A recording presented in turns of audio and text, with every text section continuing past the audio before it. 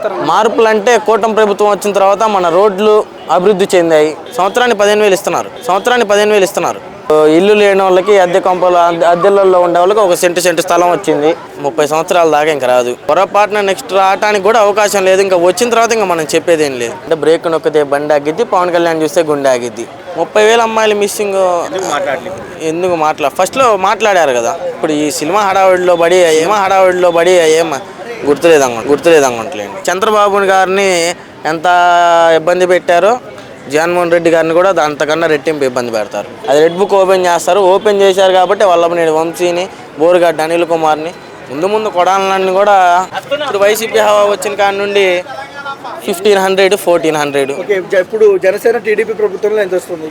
Janasena TDP ప్రభుత్వంలో మాకు ఇప్పుడు ప్రజెంట్ అయితే 700, 750 వస్తుంది. తక్కువే వస్తుంది. 1,500 ఏడా, 750 ఏడా.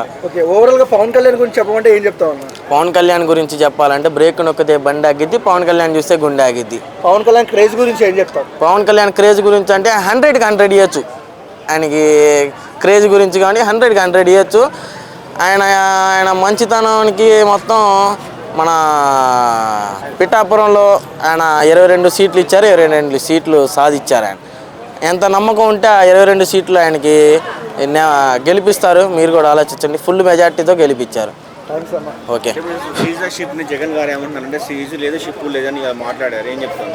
సీజ్ ద షిప్ అంటే ఇప్పుడు మరి దొంగ సరుకు రవాణా చేస్తున్నారు కాబట్టి సీజ్ ద షిప్ అన్నారు. దొంగ సరుకు రవాణా చేయకపోతే దేనికి సీజ్ చేపిస్తారు చెప్పండి?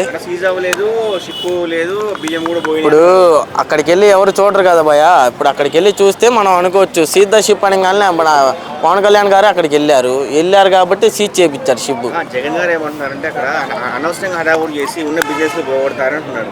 అట్లేం జరగదు. అవి మొత్తం చెప్పలా ఇందాక.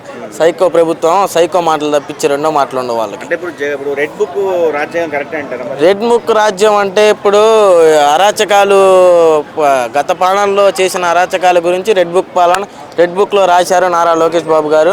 అది రెడ్ బుక్ ఓపెన్ చేస్తారు. ఓపెన్ చేశారు కాబట్టి వల్లభనేని వంశీని, బోరుగడ్డ అనిల్ కుమార్ని, ముందు కొడాలని కూడా పోలీసులు చర్యలు తీసుకునే రోజులు వస్తాయి. వాళ్ళు కూడా ఏదో ఒక బుక్ పెట్టుకుని రేపు వీళ్ళని కూడా లోపలేస్తే 30 సంవత్సరాల దాకా ఇంకా రాదు.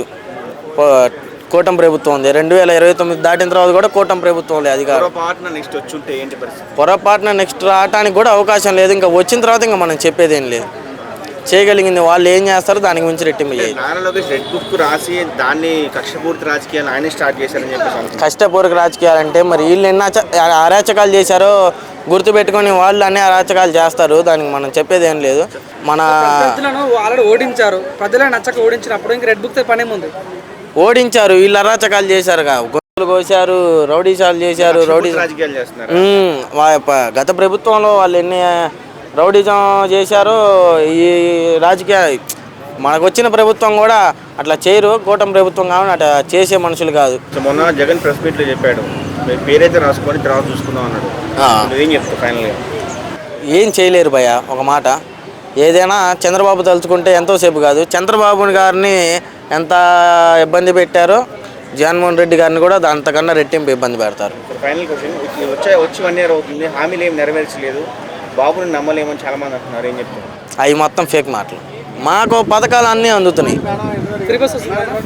ఫ్రీ బస్సు ఇంక రేపు ఆగస్టు 15 దగ్గర నుండి వదులుతారు. మాకు ఇది గ్యాస్ వస్తుంది. కరెంటు బిల్లు మొత్తం తగ్గినాయి రేట్లు. మాకు తల్లికి వందనం కూడా వదులుతున్నారు. సంవత్సరానికి 15,000 ఇస్తున్నారు. మాకు ఇప్పుడు 3వ విడత ఇంకా అమలు చేయాల. ఇంక ఈ సంవత్సరం దాటిన తర్వాత ఇస్తారు. మద్యం రేట్లు తగ్గిస్తారు. ఇప్పుడు వాళ్ళ రౌడీ ప్రభుత్వంలో ఉన్న మద్యం ఉంది. ఇంకా ఆ మద్యం చేసిన అమ్ముడు పోయిన తర్వాత మద్యం రేట్లు తగ్గిస్తా అని చెప్తున్నారు వాళ్ళ ప్రభుత్వం వాళ్ళే. కూటమి వచ్చిన తర్వాత ఆంధ్రప్రదేశ్లో వచ్చిన మార్పులు అంటే ఏం చెప్తారు? మార్పులు అంటే కూటమి ప్రభుత్వం వచ్చిన తర్వాత మన రోడ్లు అభివృద్ధి చెందాయి. మన ఇప్పుడు ఇల్లు లేని వాళ్ళకి అద్దె కొంపలు అద్దెల్లో ఉండే వాళ్ళకి ఒక సెంటు స్థలం వచ్చింది. అది కూడా చంద్రబాబు నాయుడు గారు రేపు 2 నెలల్లో కానీ 1 నెలలో కానీ అమలు చేసి ఆ ఇల్లు కూడా ఫ్రీగా కట్టించేటట్టు చేస్తారు. ఫ్రీ బస్సు రేపు వచ్చే నెల నుండి అది కట్టించి అందరినీ ఇంకా ఇబ్బందులు ఏం లేకుండా చంద్రబాబు నాయుడు గారు చూసుకుంటారు. ఎవరి మీద భారం అంటే ఇప్పుడు ట్యాక్సులు ఉంటాయి కదా, దాని మీద భారం పడి ఇవ్వడం అవసరం అంటే మరి ప్రజలు ఓట్లేసి గెలిపించారు కదా. అట్లా సూపర్ 6 పథకాలు అమలు చేస్తా అని చెప్పారు. సూపర్ 6 పథకాలు అమలు చేస్తున్నారు. అది దానివల్ల ఇప్పుడు మన ఫ్రీ బస్సు కూడా రేపు నెల నుండి వచ్చిద్ది పవన్ అనుకోండి. కళ్యాణ్ గారు 30,000 అమ్మాయిల గురించి ఎందుకు మాట్లాడలేదు? 30,000 అమ్మాయిలు మిస్సింగ్ ఎందుకు మాట్లాడలేదు? ఎందుకు ఫస్ట్లో మాట్లాడారు కదా. ఇప్పుడు ఈ సినిమా హడావిడిలో పడి ఏం గుర్తులేదు అనుకుంటలేండి. అన్న ఒక డైరెక్ట్ క్వశ్చన్ అడుగుతున్నాను. నందమూరి బాలకృష్ణ గారు టీడీపీకి ఎంతగానో పనిచేస్తారు. ఎందుకంటే నా బాలకృష్ణకి ఎంపీ పదవి కానీ మినిస్టర్ పదవి కానీ ఎందుకు ఇవ్వట్లేదు? మినిస్టర్ పదవి ఎందుకు ఇవ్వట్లేదు అంటే ఏం చెప్తారు మీరు? నా బాలయ్య బాబు గారి గురించి చెప్పాలంటే ఆయన అభివృద్ధి చేస్తాడు. చేసినా కానీ బాలయ్య బాబు గారికి అసలు ఫైర్ ఎక్కువ. ఆయన ఏ టైంలో ఎట్లుంటాడో తెలియదు కాబట్టి ఆయనకి ఎమ్మెల్యే అనంతపురంలోనే ఆయనకి ఎమ్మెల్యే సీటు కొనసాగిస్తున్నారు. అది ఆయన ఎక్కువ మూవీ షూటింగ్లో పడి ఎక్కువ పాలిటిక్స్లో ఎక్కువ శ్రద్ధ పెట్టాడు కాబట్టి ఈ ఎమ్మెల్యేగా ఉంచారు ఆయన్ని. ఆ ఎంపీ ఏ తలుచుకుంటే ఇవ్వచ్చు. చంద్రబాబు నాయుడు గారి బామ్మరిదే కాబట్టి ఆయన ఏది చేయాలనుకుంటే అది చేయొచ్చు. రాష్ట్రపతి పద్మభూషణ్ ఇచ్చారు కదా తెలిసి ఇస్తారు మినిస్టర్ పదవి ఇస్తారు కానీ కాస్త టైం పట్టింది.